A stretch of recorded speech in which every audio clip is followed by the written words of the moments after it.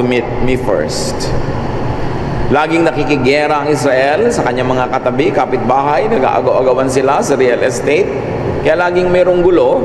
At itong si Jephthah ay tinawag ng Diyos upang magtayo ng hukbo, to raise an army.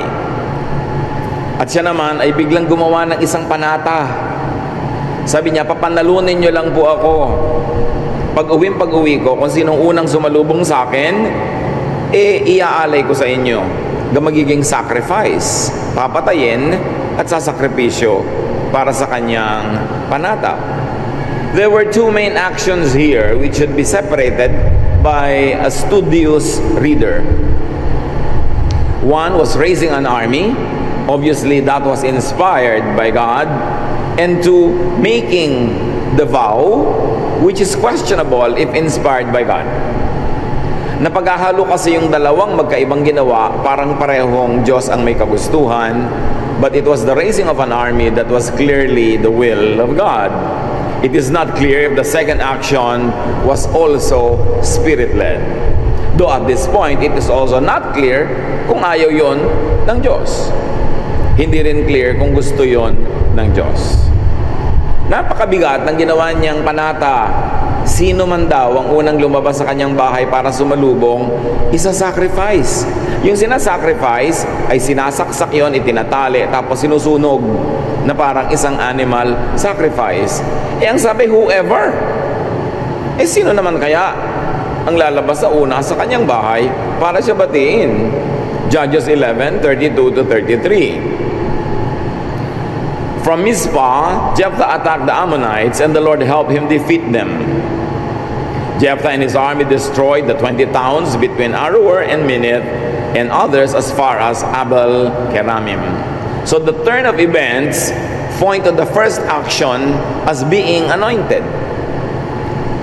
He was inspired to raise an army, and the result of that army being raised was great victory. Therefore, the first action, the raising of the army, was obviously blessed and inspired. Malalaman natin yon sa result. Judges 11:34. Nanalo ang Jephthah, di uuwi na siyempre. Paano ngayon yung pangalawang action niya na meron siyang panata? When Jephthah returned to his home in Mizpah, the first one to meet him was his daughter. She was playing a tambourine and dancing to celebrate his victory, and she was his only child. This victory is going to become a tragedy dahil siya ay namanata na ang sino ang unang lalabas sa kanyang bahay para siya salubungin, pauwi mula sa kanyang tagumpay, ay kanyang iaalay, a burnt offering. Then, the only daughter, wala namang son, the only child actually, came out. Isang dalagita na nagsasasayaw, may hawak pang panderatas o mga tambourines, at natutuwa siya sa pagbalik ng kanyang ama. Pero merong panata. Judges 11:35. Oh no, Jephthah cried. Then he tore his clothes in sorrow and said to his daughter, I made a sacred promise to the Lord, and I must keep it. Your coming out to meet me has broken my heart. But this Jephthah was the author of his sorrow, and not only to be his only sorrow, but sorrow also of other people. Sabi niya, oh no, sumumpa ako, namanata ako ng unang lalabas para sumalubong ay iaalay ko, ikaw ang unang lumabas. Pwede siguro sabihin ng daughter, sino pong in-expect niyong unang lalabas? Si mommy? Baka nga, no? Baka akala si mommy ang unang lalabas. Si daughter ang unang lumabas.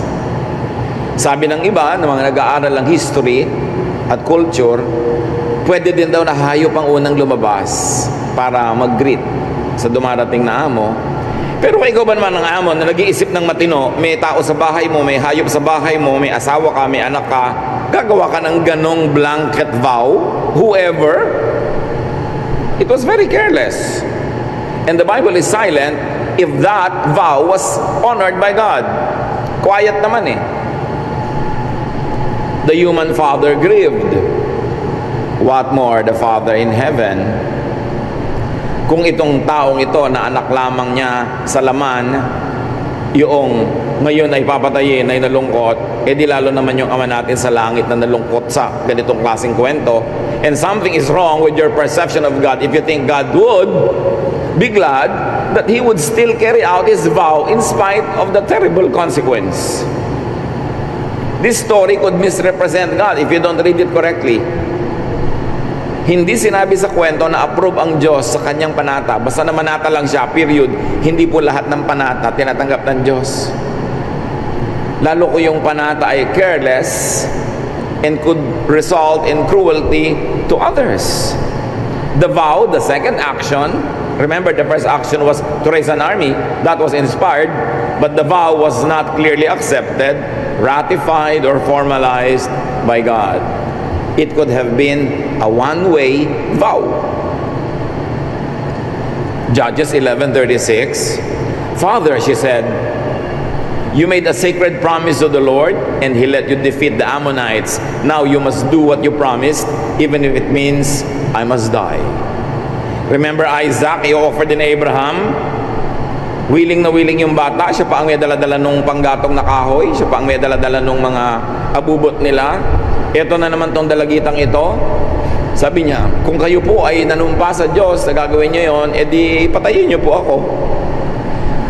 What kind of successful upbringing and conditioning and brainwashing could create such children? Na willing siya to go against the law of nature, which is to preserve one's life, to obey. Alam niyo, inculcation, yung teaching, yung repetition, can shape a child's brain.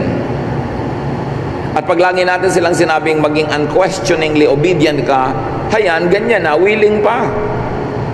Pag lagi natin silang sinayang na puro po, opo, kahit rapist na, pumapayag pa sila. Ina-abuse na, pumapayag pa sila. Kaya maingat din tayo dapat sa pagtuturo sa mga bata. Kumisan gusto natin silang turuan ng complete and unquestioning obedience. Mabuti ng mabuti kung kayo lang ang kasama sa mundo, paano kung masasamang tao lang yung kasama, hindi sila na-train na tumanggi.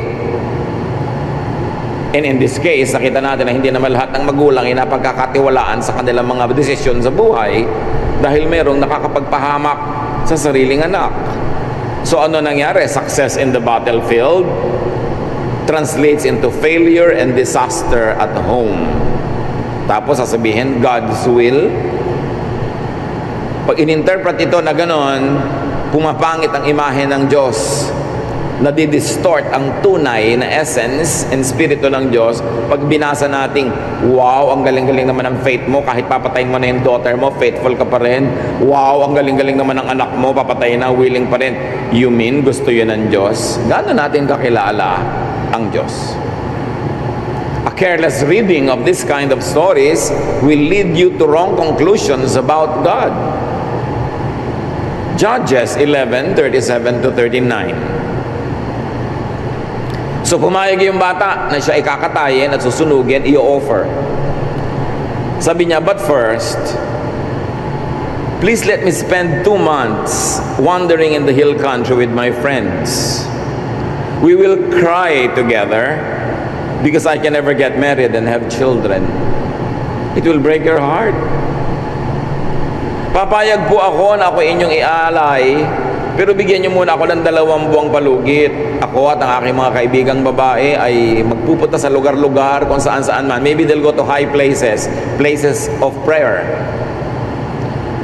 At itatangis, ipagluluksa, iiyak namin ang katotohanan, masasawi na ako, mamamatay na ako, hindi na matutuloy ang buhay ko, hindi na ako magkakaasawa, hindi na ako magkakaanak, the end of my life. Verse 38, ang tatay naman, yes, you may have 2 months, Jephthah said. She and some girls left, and for 2 months they wandered in the hill country, crying, because she could never get married and have children. Then she went back to her father. He did what he had promised, and she never got married. Ang ganda ng presentation, ibig sabihin, pinatay pa rin. She never got married. Her life was disrupted, discontinued, ended in a sacrifice. The father had 2 months to change his mind. The father had 2 months to go back to God and say, Lord, joke lang po. Lord, nagkamali ako. Anong pagkakakilala mo sa Diyos kung sa palagay mo nagkamali ka, kawawa yung anak mo, nag-iiyak, nagluluksa 2 buwan, and you won't change your mind because of your religious conviction? Religion, when misguided, could be terrible and could make your heart hard and cruel. Maraming cruelty ang ginawa sa ngalan ng Diyos. Ang tanong lang ay, nagustuhan ba yun ng Diyos? Ano ba ang pagkakakilala natin sa Diyos? Mga nagtatakwil ng magulang at anak dahil sa religious conviction.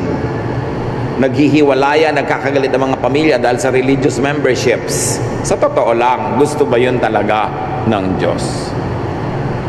Kuminsan, gusto ng mga religious leaders, wala silang pake kahit mawasak-wasak ang mga pamilya, magkahiwa-hiwalay, basta loyal lang sa kanila yung member nila, pero gusto ba talaga yon ng Diyos? Kahit yung mga church activities nakasabay sa mga national holidays, kasabay sa mga pagtitipon ng mga pamilya, sasabayan ng mga churches, syempre, pipilitin nilang dumalo yung mga member nila. Pero paano yung mga member ng the same family who are not their members? Nagkakahati-hati yung pamilya. Loyalty lang basta sa church, kahit yung pamilya magka-divide-divide. Tapos sasabihin yun ang gusto ng Diyos. Talaga? O gusto lang ng religious leaders? Para hindi mabakante yung mga upuan pag nagpipreach sila, kahit na hati ang puso mo, dahil national holiday, magkakasama ang pamilya, pero meron kayong kasabay na activity, unahin ang Diyos. Talaga? Ibig sabihin ba doon, inuuna mo talaga ang Diyos? Kailangan ba talaga mag-contest yan? Hindi ba pwedeng schedule na lahat na pagbibigyan? There can be a lot of thoughtless policies done by people willingly because they think it pleases God. So, this daughter was killed by her own father, by her father's vow, by her father's conviction. And the Bible ends the story there, silent whether it was meritorious or was a demerit as far as God is concerned. So how can we know God's reaction? You refer to God, to God's character, to God's spirit and essence for guidance. And you will know, every single cell in your body will tell you that God is kind, that God is good, that God is loving, that there is no way that God would be pleased with such needless murder. May mga lesson to agad, kahit maiksi ang kwento mga kapatid. Children could suffer because of their own parents' rashness and carelessness in any area. Kaya dapat maingat ang mga magulang sa mga pasyang ginagawa nila dahil hindi na sila single. Hindi lang sila mayroong partner, meron pa silang child o children na madadawit, madadamay, mapapahamak pag mali ang kanilang desisyon. Hindi dapat nagpapadalos-dalos, nagpapadala sa damdamin, sa bugso ng damdamin dahil merong mapapahamak. Children could suffer because of their own parents' faith or religion or philosophy. Even now, in many different ways, some parents can kill their sons or daughters because of their personal conviction. Meron pala silang pangarap, yung anak ang masasakripisyo para sa pangarap. Meron pala silang gusto mangyari na hindi nangyari sa buhay nila, yung anak ang kailangang magpatupad nung hindi natupad sa buhay ng magulang. Pero may sariling buhay ang batang ito. At ang ministry ng mga magulang, ipalakihin sila in the best way so that they could be what God meant them to be, not just what we want them to be. And they should never become the collateral damages in our convictions, whether political, religious, or emotional convictions. Children could suffer because of their own parents' unholy or ungodly, albeit religious ideas. Hindi lahat ng religious idea ay godly idea. Kailangan sinasala sa karakter, sa basic and core teachings ng Diyos. Ikukumpara mo, gusto ba talaga ito ng Diyos or not? Children could suffer because of their own parents' ignorance and misconceptions about God.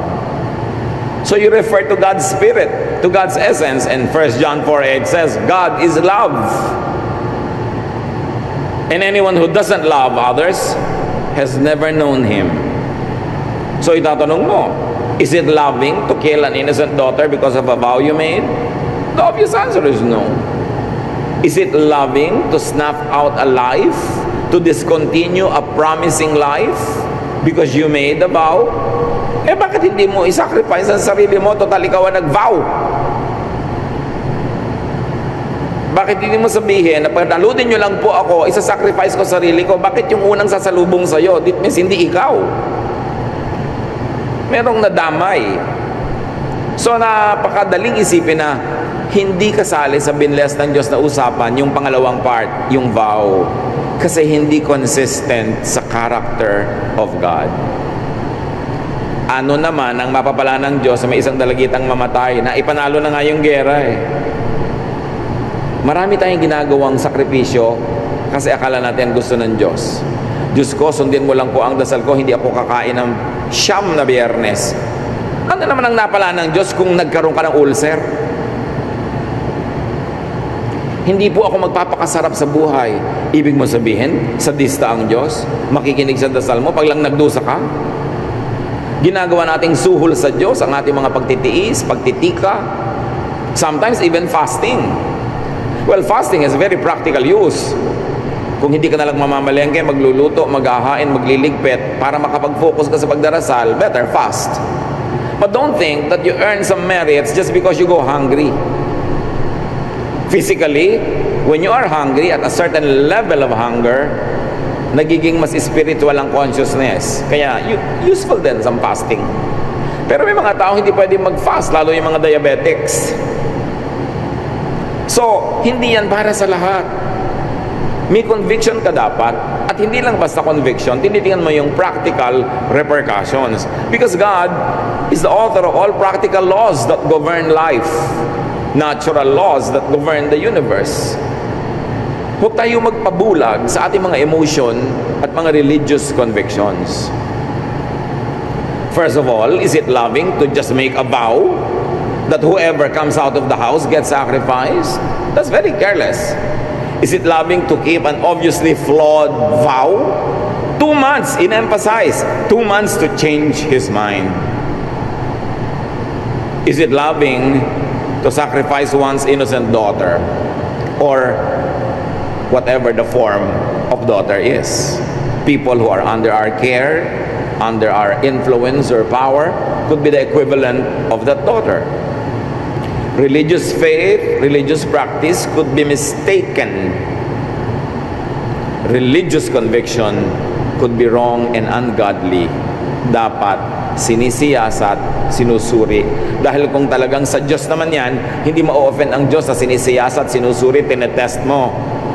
God wants you to test every spirit because it might be not from God. The inculcation and over-glorification of blind submission and obedience to authority, to seniors and superiors, could be detrimental to children, to minors, to the weak who cannot defend themselves. Tama, dapat nagtututunan ng obedience, pero hindi absolute and blind and unquestioning. Habang tinuturuan natin ang mga bata na dapat obedient ka, pero dapat pwede rin silang mga tuwiran, basta polite. At kung may katwiran sila, pwede naman silang pakinggan. Kasi dapat ang nananalo yung katotohanan, hindi yung laging mas matanda. Yung makabuluhan, yung may katwiran.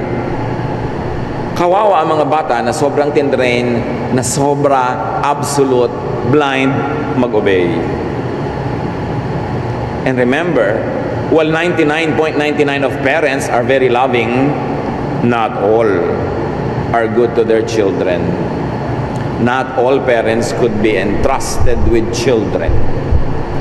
2 Kings 6, 26 to 30, isang halimbawa ng mag-ina at magkumare. One day, as the king of Israel was walking along the top of the city wall, a woman shouted to him, "Please, your majesty, help me."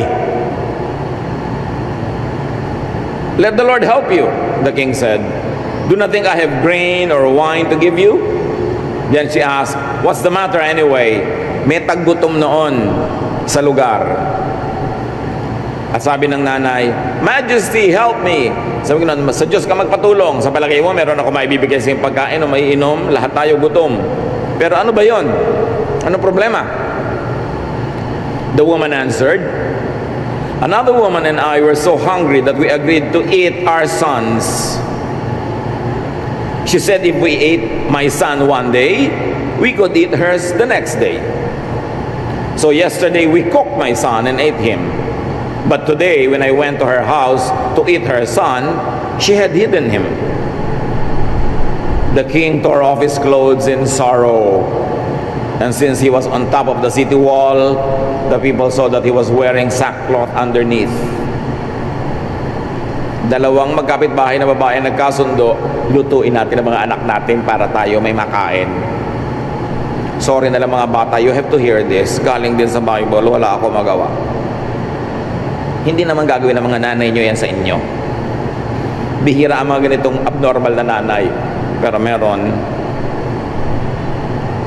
Nagkasundo ang dalawang babaeng gutom na iluto ang kanilang mga anak. So, anak number 1 naluto. Ewan ko anong putahe. Nung nabusog na yung mother number 2, nung kinabukasan, anak na niya iluluto, itinago na niya. Tumino na, hindi na gutom. Alam niyo bang nakakabaliw ang gutom? Nahimasmasan, ay, topo-topo. Sorry na lang, hindi na nangyari. So isinumbong, hindi po siya tumapad sa usapan. So nakita niyo mga kapatid, hindi lahat ng kwento, hindi lahat ng ideya sa Biblia, model na dapat tularan. Selective ka dapat magbasa. Baka mamaya, Lord, bigyan niyo po ako ng guidance how to raise my children. Tapos binuksan mo yung Bible mo, gumawa yung mga pages ko, saan tumuro yung daliri mo, yun ang magiging guide mo. 2 Kings 6:26-30, anak, takbo na. Ang nanay mo, nagra-Russian roulette sa verses. Kung saan bumukas, yun ang sinasabi sa kanya ng Diyos. Kung bukas bumukas yan sa, and si Noah, pinagawa ng ark. Naku, pagod kayong mag-anak, gagawa kayo ng ark. Ang daming taong mahilig magbasa ng Biblia pero hindi marunong magbasa. Napapahamak sa kababasa dahil hindi alam pumili. Alin ang para sa akin, alin ang para sa lahat, alin ang para sa akin paminsan-minsan at hindi naman laging para sa akin all the time, at alin ang talagang hindi para sa akin. Maraming ganon. Kung ano na lang mabuksan, yun ang sabi ng God sa akin. Talaga kinausap ka ng Diyos? Nagtuturo ka lang ng verses dyan? Sinabi sa iyo ng Diyos, yun ang gagawin mo? Maraming ganon. At maraming nauuto yung ganon. Alam nyo, sabi sa akin ng Diyos, papautangin nyo ako. Buti pa nga, pautang. Yung iba, alam mo, sabi sa akin ng Diyos, bibigyan mo ako. Sabi, sinabi pala ng Diyos sa iyo, di dapat sa akin din sinabi dahil ako yung magbibigay. Bakit naman ikaw ang kinausap, ako itong magagastosan? Huwag kayo nagpapapaniwala sa mga sabi ng Diyos na ganon. Ang daming ganon. Ito na naman, may vow.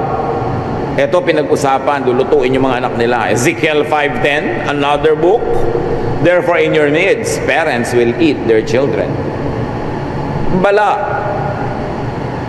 99.99 ng magulang talaga mapagmahal. Pero may 0.001 na dapat pag-ingatan. O kaya, kahit generally yung magulang ay tama, may mga 0.001 din yan na maling desisyon. Kaya dapat nakikinig din sa payo ng iba. At lalong-lalo ko yun ay religious conviction. Dapat merong validation from other godly people, advice of other Bible-based people, prayer for people. Hindi ka sugod ng sugod sa desisyon. Lalo't mayroong masasacrifice, lalong may mapapahamak. Naku, maraming ganon. Yung isang member ng family nila, naging member ng ganitong religion. Yung buong kabuhayan nila, ibinenta at idinonate. Nawala ng bahay ang anak at mga asawa at mga kapatid. Meron naman, mga mana nila magkakapatid, ibinenta at ipinadala ko sa ang simbahang malayo dahil may conviction, kinausap ng Diyos. Kinausap ka ng Diyos, marami kayong tagapagmana. Bakit sila? Hindi kinausap, ikaw lang? Dapat may checks and balance ang ating spirituality because any bad spirit can deceive you. Especially, you can be manipulated by religious groups that have selfish and materialistic interests. Dapat ang tao nag-iisip at hindi basta-basta kumikilos, humihingi ka ng payo ng iba na hindi involved sa situation mo. Therefore, they can give you objective advice. And there are many ways to eat children. Maybe you eat their dreams, maybe you eat their personal lives. Maybe we sacrifice their romantic interest because we have another conviction of who they should love. Maraming ganon. Dapat maingat tayo because God sets us free. Jesus is freedom. Truth sets free. Hindi nagtatali, hindi nag-o-oppress, hindi nagkukulong ang Diyos. Pero maraming pagtatali, pag-o-oppress at pagkukulong ang ginagawa ng mga tao in the name of God. So titingnan nyo, saan uuwi ito? Saan pupunta itong policy na ito? Saan pupunta itong aking mga ginagawa na ito? Kung ito'y magtatali, magkukulong, mag-o-oppress sa iba, doubt it if it is from God. Kaya nga sa Amerika, sa dami ng mga abusive parents, na-imbento na yung 911, tatawag ang bata sa 911, ipapahuli ang magulang pag siya ino-oppress. Kasi, it's already very abnormal. The state has to intervene to protect children from their own elders. That's abnormal. It means that the society is sick. Kailangan ipagtanggol ng polisiya at ng mga social workers ang bata sa sariling magulang. And yet, in some cases, talagang kailangan. Napaka-importante. Ito lang nga yung anak ni Jephthah, wala pang 911 noon. Kaya walang nakatulong sa kanya. Consider Jephthah's story. Obviously, not an example to follow in your own life. Kaya manuri sa mga aral ng Biblia. Mag-iingat sa misunderstanding and misapplication. Paano mo malalaman na dapat ka na magduda? Pag oppressive, unkind, cruel, painful yung application, doubt your scholarship. Doubt your ability to understand. Consult with other people. Because God is love, God is kind, and Jesus sets free. Children need protection from abusive and destructive and abnormal parents or elders, especially from abnormal and abusive religious practice. Colossians 3:21.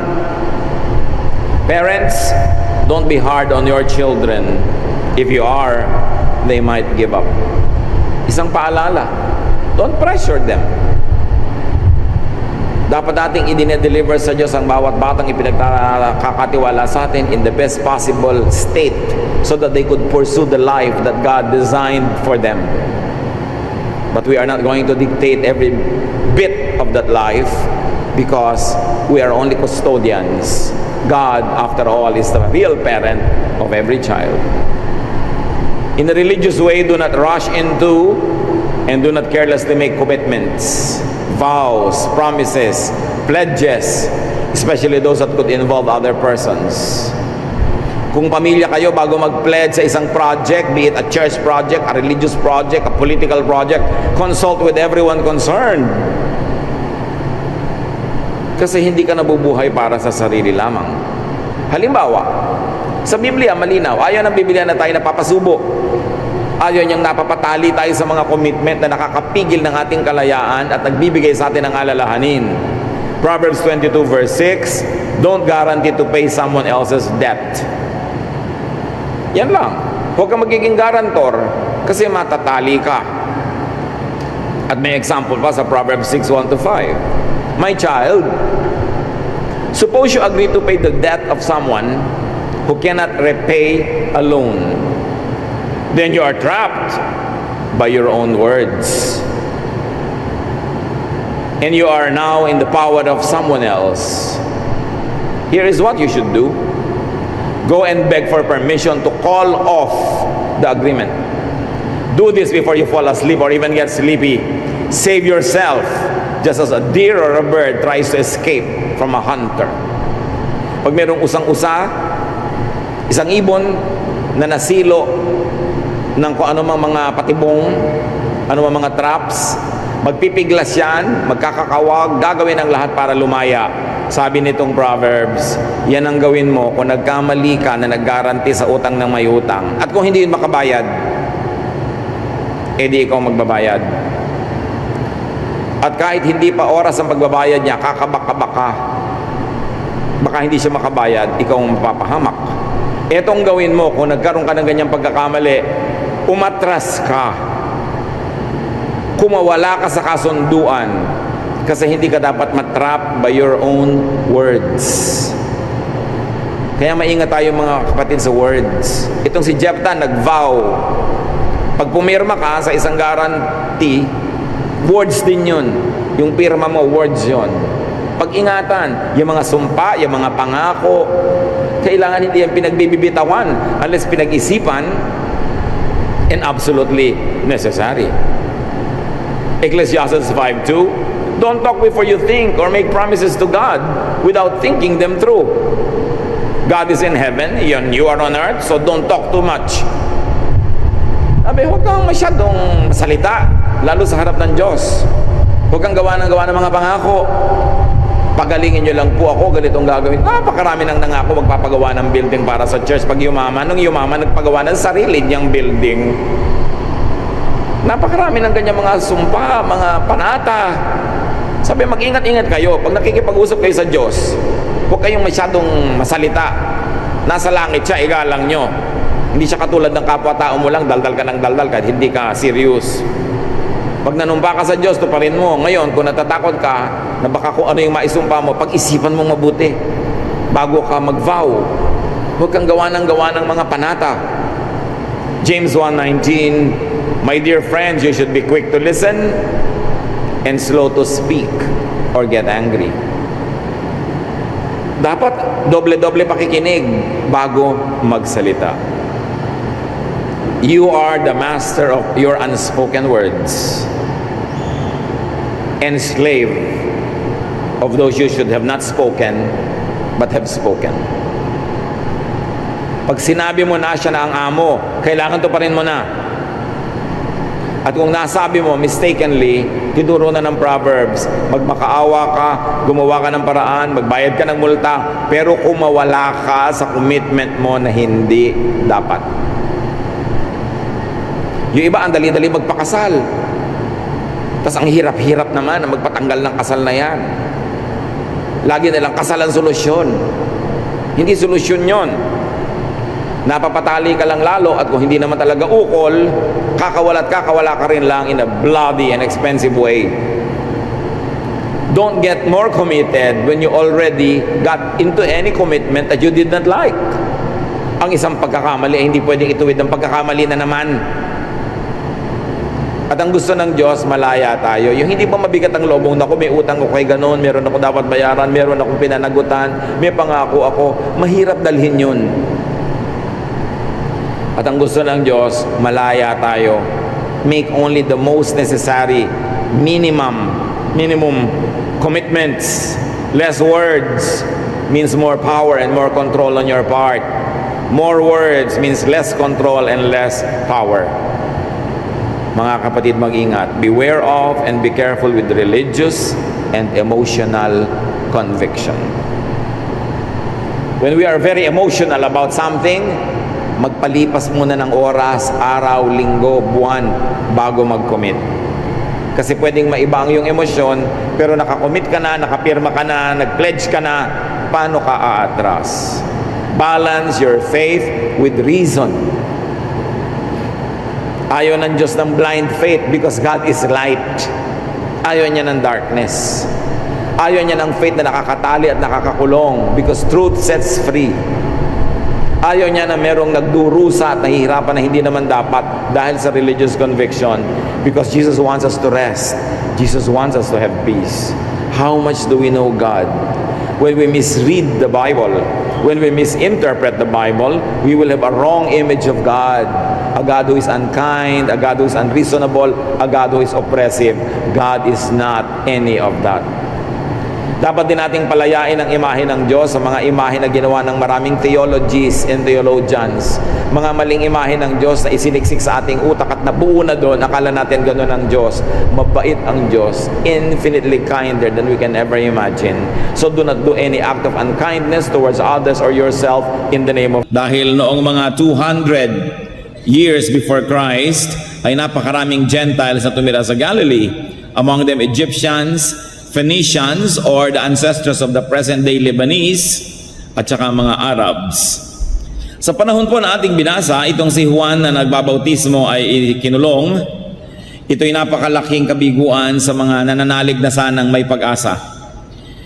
Daang-daang taon na tahimik ang langit, tahimik ang Diyos, walang propetang nagsasalita sa Israel, at tinawag ng Diyos itong si John, isang kislap ng liwanag sa napakadilim na buhay ng Israel. Subalit, umaasa na sana at ang mga tao ay nagkakaroon ng liwanag, subalit siya ikinulong, dinakip, at ngayon kadiliman na naman ang naghahari sa puso ng mga tao. It was a time of disappointment, of sorrow and despair. It was also a threat to the people, sapagkat malaking panganib na kung yung pinuno na si Juan na nagbabautismo ay ikulong, maaaring lahat ng kanyang mga alagad at sumusunod at nananalig ay ikulong din. Therefore, it was a time of darkness. At the time, Jesus left Nazareth and moved to Capernaum to live there. Makikita po natin na hindi naman madali sa kanyang gawin yon, subalit siya ay lumipat sa lugar na ito to fulfill prophecy.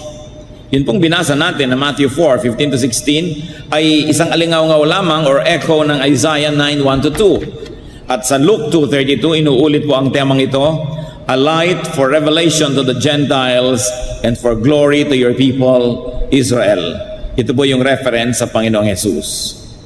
So who were the Gentiles? They were geographical Gentiles. Yung mga nakatira sa mga lugar na maraming hindi anak ng Israel, at marami naman kahit anak ng Israel, spiritual Gentiles. Natagurian na Israelite pero nabubuhay din sa dilim, sa kawalan ng pag-asa at sa kasalanan. So the Lord Jesus Christ was light for the Gentiles, both the geographical, racial, and the spiritual Gentiles. In other words, the Lord was hope and light for those who are living in godlessness. Paano po ba nagkakaroon ng godlessness? Bakit may mga taong sinasabing godless? O hindi nananalig sa Diyos? O malayo sa Diyos? More often than not, ang mga tao pong ito ay nalalayo lang sa Diyos, nabubuhay ng lumalabag sa kalooban ng Diyos dahil lang wala silang pag-asa. Dahil wala nang inaasahan, walang pinaniniwalaan, at walang liwanag na nababanaag sa buhay, sila po ay pinagdidimla ng isip, natural, at sila ay nagwawala, nawawalan sila ng kontrol sa sarili, sinisira ang sarili at ang lahat ng makasalamuha dahil walang inaasahan. Kaya nakikita nyo po, sa sobrang maralita, miserable ang buhay. Doon sa mga, hindi naman lahat, pero nangyayari ito, kung minsan nakatira sa mga slums, sa mga ang sikip-sikip, ang hirap-hirap, ang baho-baho, konting pagkakadiferensyahan, nagsasaksakan. Konting maliit na bagay, nagtatagaan, nagbabarilan. Kasi walang masyadong inaasahan. Madilim ang kahapon, madilim ang bukas, walang hope. Pero nakita niyo po yung mga medyo maayos-ayos ang buhay. Kahit medyo nararanasan ng hirap, pero sinisikap maging disente, sinisikap pigilin ang sarili na huwag makagawa ng masama dahil baka lumala ang sitwasyon sa buhay. Samantalang may pag-asa namang umasenso ito. At nakikita niyo po yung talagang tunay na masarap ang buhay, yung nakakakita ng maraming liwanag at masaya ang buhay, maraming pinapalampas. Hindi makikipagpatayan yan para sa 10 pesos. Hindi makikipagbarilan dahil sa maliit na bagay, dahil iniisip niya, I have so much to lose, there is so much to enjoy, why will I live in a godlessness state? In a godless state. Kaya po ang tinatawag natin mga taong hindi makad-Diyos, malayo sa Diyos, wala lang kasing pag-asa at inaasahan. Kaya ang ating dapat ginagawa, nagiging munting liwanag tayo ng sanlibutan. Kaya ang sabi, you are the light of the world. At kung yung mga taong maiinitin ng ulo, papatay sa kahit konting halaga lamang, sa isang cellphone ay papatay o magpapakamatay dahil wala nang malaking inaasahan sa buhay, kung tayo magbibigay sa kanila ng pag-asa, liwanag, lakas ng loob, sila ay magiging mas makadiyos. Kaya mahalagang unawain po natin kung sino si Jesus. Siya ay liwanag ng sanlibutan. Dapat dinadala natin ang liwanag na yon kanino man. That we, the people of God, must preach hope instead of condemnation, instead of issues. Kesa tayo nananakot, pinagtatalo-talo na ng mga kung sinong mas mahusay na relihiyon, dapat ang atin pong ipangaral ay pag-asa, liwanag, sapagkat oras na ang tao'y nagkaroon ng pag-asa, magsisikap siya. Magkakaroon siya ng inspirasyon, ng lakas, ng pagtitiis, sapagkat may inaasahan. Ang nagiging desperado lang ay yung walang inaasahan. Kaya sabi nga ng isang tao, nakawin mo na ang lahat, huwag lang ang pangarap. Huwag lang ang pag-asa. Huwag lang yung inaasam. Sapagkat pag ang tao'y wala ng inaasam o wala ng pag-asang makakamit ang inaasam, sinisira na niya ang kanyang buhay, pati ang mga buhay ng nasa paligid niya. And this is what Jesus was, and this is what Jesus is. That His hope, He's the light of the world. So Jesus fulfilled prophecy by living in this certain area, and the Lord Jesus, of course, preached hope. Pag-asa. Sabi sa Matthew 4:17, from that time on, Jesus began to preach. And what was the preaching? Repent, for the kingdom of heaven is near. Nakita niyo po yung tumatakbo sa mga kompetisyon, sa mga karera? Sasabihin, malapit na, sige na, malapit na. Nakakita ka ba ng cheering squad na sinasabi doon sa tumatakbo, malayo pa, malayo pa. Naku, ang layo-layo pa. Eh di nawala ng pag-asa. Pero pag sinabi mong malapit na, konting tiis, abot kamay na, pwede mo nang maging totoo ang inaasahan mo, lumalakas ang loob at lumalakas ang katawan. At yun po ang sinabi ng Panginoon. At ang maganda dito, hindi lang to cheering, hindi lang pampalakas ang loob, totoo. Sabi niya, the kingdom of heaven is near. Yung mga taong nabubuhay sa kasalanan, tinitigasan ng puso, dahil akala nila ang layo ng langit, ano man ang gawin nila, hindi nila maaabot. Eh kung sinabi ninyong, the kingdom of heaven is near, abot kamay, malapit. Yun pong sabi ni Lord that the kingdom of heaven is near. The word near is very important. It uses a verb in the Greek that says, lumalapit, papalapit, lumapit na ang kaharian ng langit sa tao. That God is approachable and that heaven is within reach. And it was for all, even for Gentiles. So the Lord preached hope, but also the Lord showed the way. He preached repentance as the way to hope. Sabi niya may pag-asa. Anong pag-asang yan? Paano ko maaabot ang langit? Through repentance. Pagsisihan ang kasalanan. Hindi na po sinabing pagbayaran ng kasalanan, kundi pagsisihan. Sapagkat kung sasabihin mo na naman sa mamamatay tao, kung sasabihin mo sa nangangalon niya, sasabihin mo sa magnanakaw, sa sinungaling, sa mayabang, pagbayaran mo ang iyong mga kasalanan at lumalapit na ang langit, baka hindi rin sila magkaroon ng lakas ng loob. Sasabihin nila, aba hindi ko kayang bayaran sa dami na. Pero ang itinuro po ng Panginoon, repent. Pagsisihan mo. Magbalik loob ka sa Diyos at ang langit ay mapapasayo. So what is so lovable about Jesus? The Lord Jesus fulfilled prophecy. He validated the prophets and Himself. Pinatotohanan niya ang sinasabi ng mga propeta. And what else? Once validated, naging madali na para sa mga taong paniwalaan siya. So 2 Peter 1:18-19, we ourselves heard this voice that came from heaven when we were with Him on the sacred mountain. And we have the word of the prophets made more certain. And you will do well to pay attention to it as to a light shining in a dark place until the day dawns and the morning star rises in your hearts.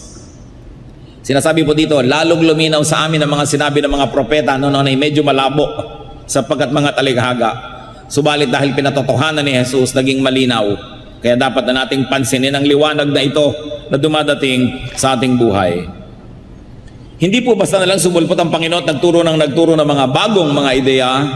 Siya po ay inaglagay sa kanyang sarili sa ilalim ng prophecy. Kaya pinatotohanan niya yung mga nauna sa kanya at yung mga nauna sa kanya naman ang nagpatotoo sa kanya. Even today, brothers and sisters, it is important to check teachers, to check teachings against prophecy and the Bible. Pag meron nagtuturo, tingnan mo, yan ba yung sinabi sa prophecy? Yan ba yung nasa Bible?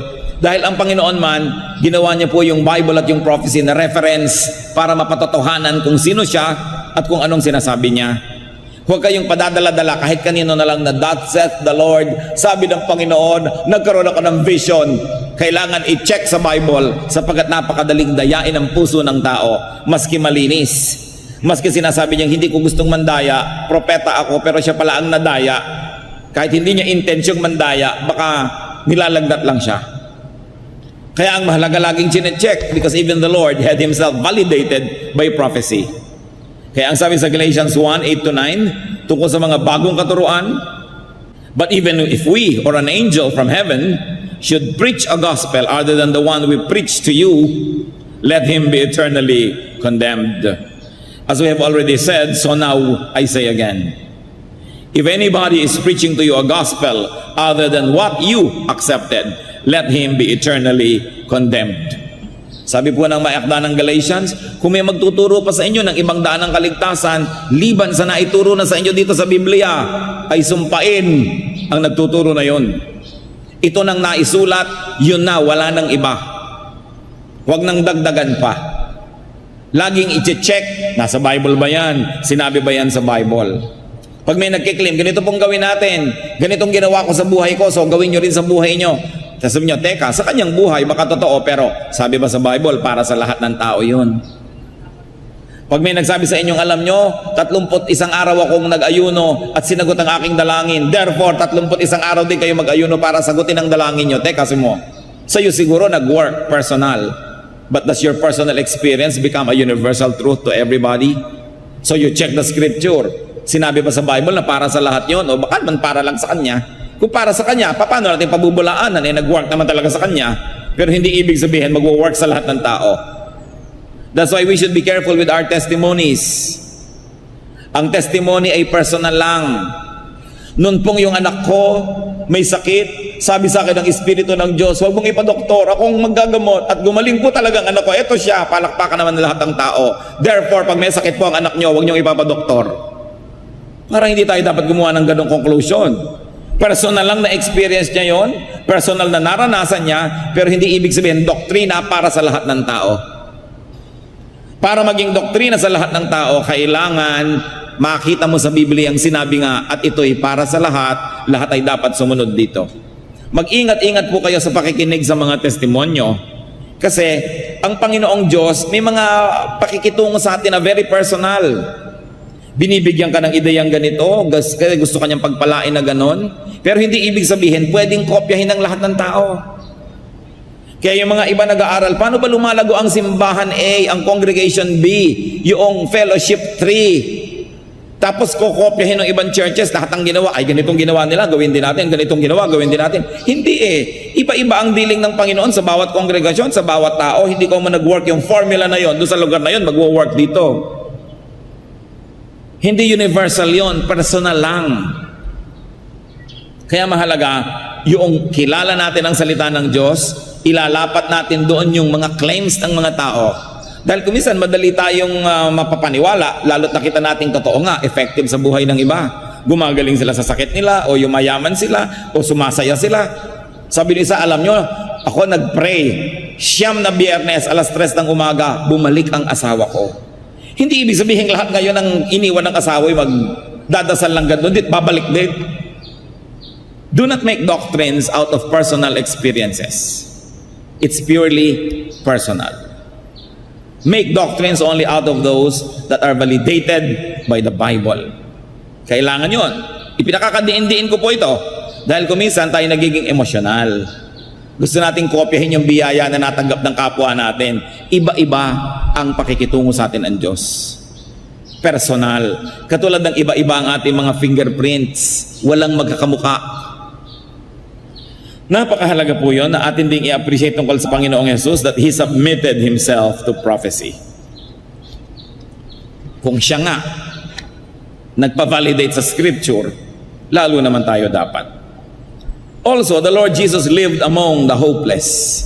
Very important. yung mga walang pag-asa, yung mga kasalanan, yung isinusukan ng lipunan, yung mga outcast, doon nakisalamuha ang Panginoon.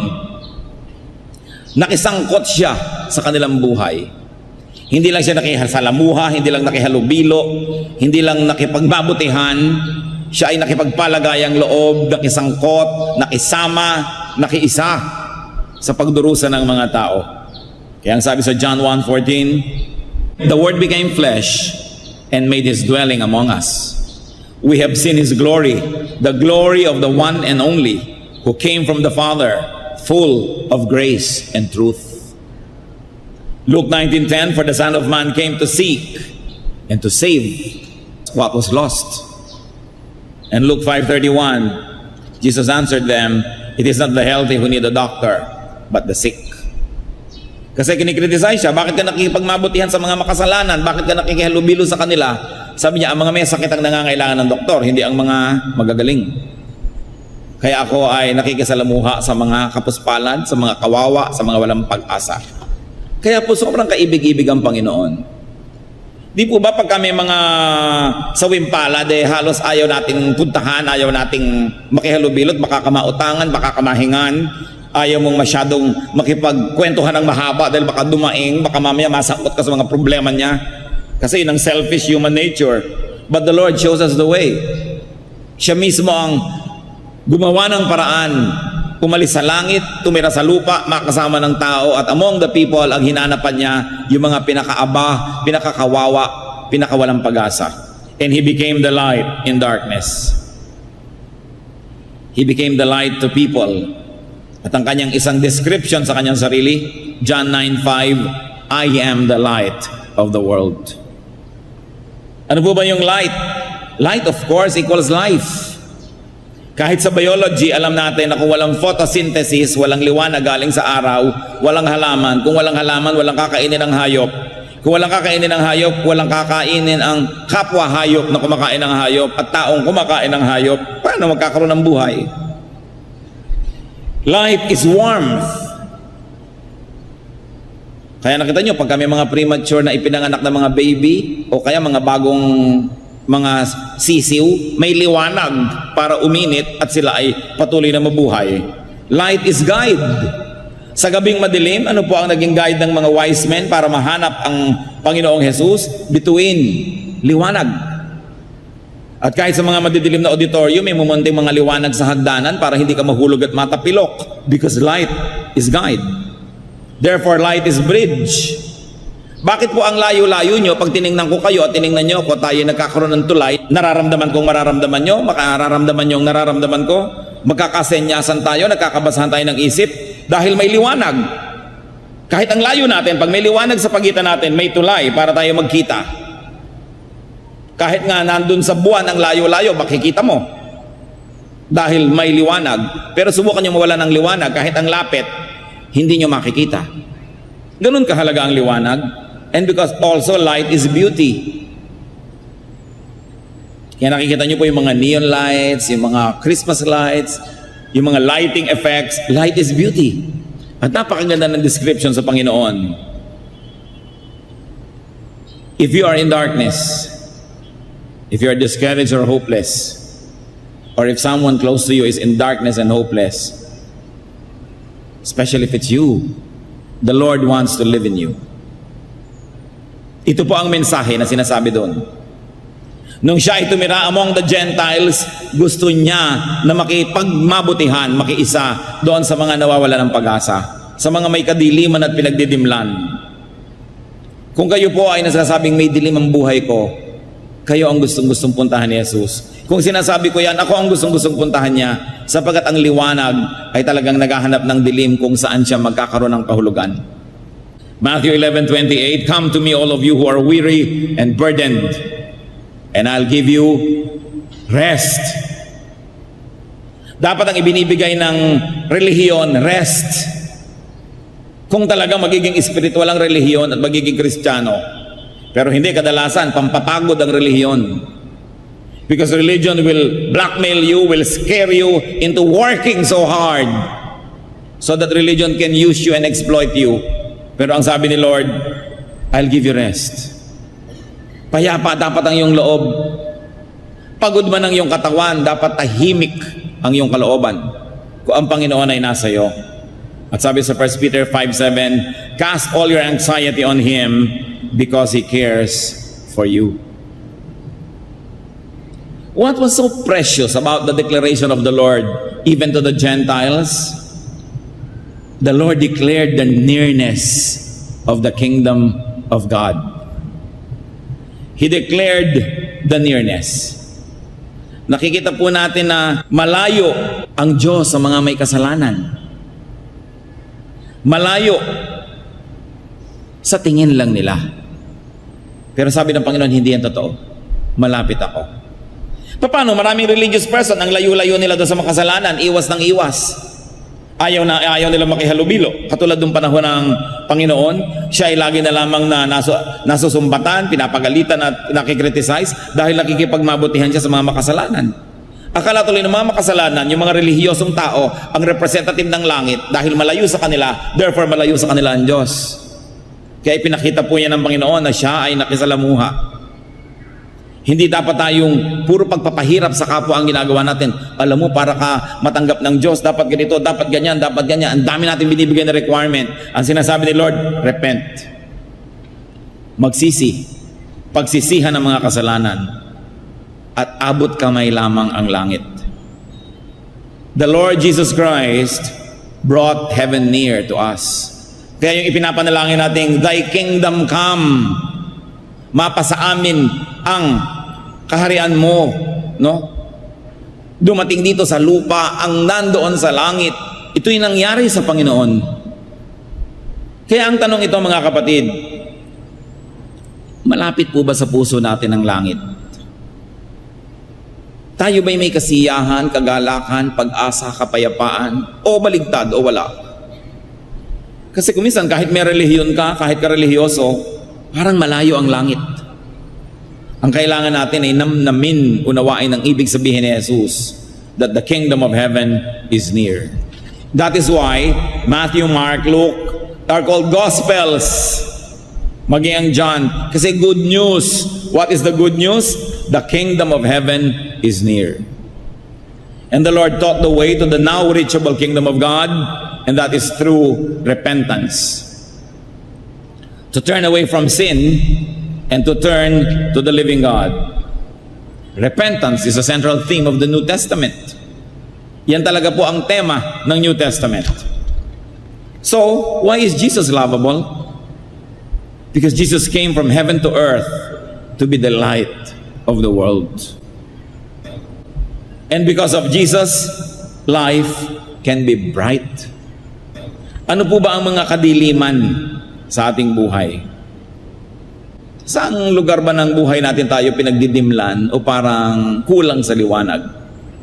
Remember that the Lord Himself is the light of the world. That the Lord is the righteousness of the sinners, the hope of the hopeless. Romans 8:31 to 34. What then shall we say in response to this? If God is for us, who can be against us? He who did not spare His own Son, but gave Him up for us all, will He not also, along with Him, graciously give us all things?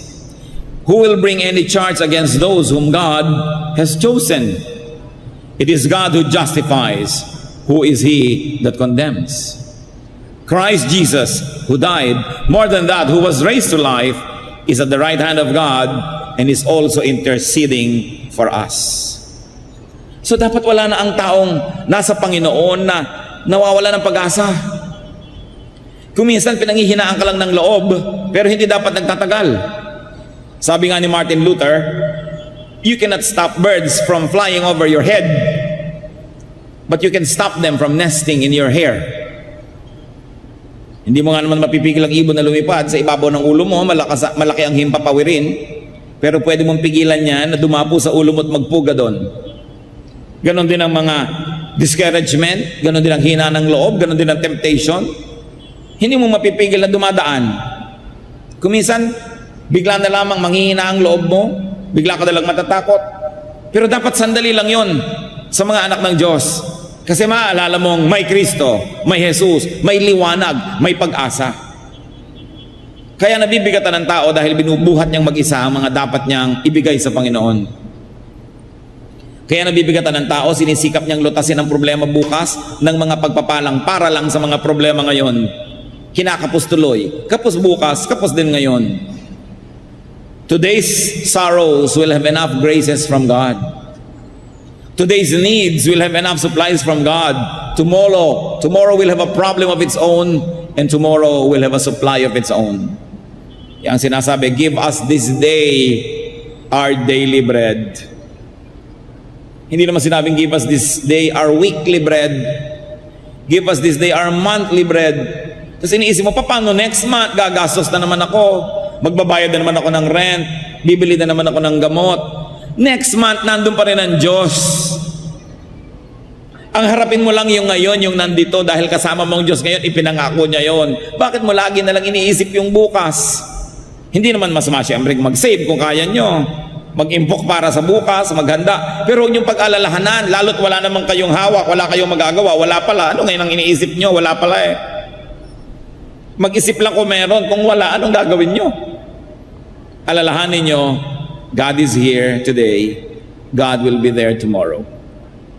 Because God is always constantly on our side. Kaya lang tayo pinanghihinaan ng loob at tinitingnan natin yung problemang malaki, hindi natin tinitingnan yung mas malaking solusyon, ang Panginoong Yesus. Kaya tayo natatakot sa dilim, yung kaprasong dilim ang ating naiisip, nalilimot nating may liwanag kung gusto lang natin. Marami po mga bahay ang didilim, buksan lang ang bintana, lumiliwanag na. Pero kasi nakasara ang mga bintana. O kaya nagdidilim ang buhay, ang dilim, ang dilim, ang dilim. Eh nakapikit ka kasi, dumilat ka. At marami mga tao nakapikit kahit bukas ang mata. Walang liwanag. O ang liwaliwanag nadidiliman kasi pagkakapal-kapal ng dark glasses na suot. Maliwanag po, may pag-asa. Baka may suot lang kayong madidilim na salamin. Kaya dapat tanggalin. Kumisan ang liwaliwanag, ang ganda-ganda ng view, hindi makita kasi may cataract. So ooperahan, tatanggalin ang cataract. Maraming nakatakip sa liwanag ng Diyos sa ating buhay. Kaya tuloy tayo nagdidilim. Kaya tayo may mga kadilim.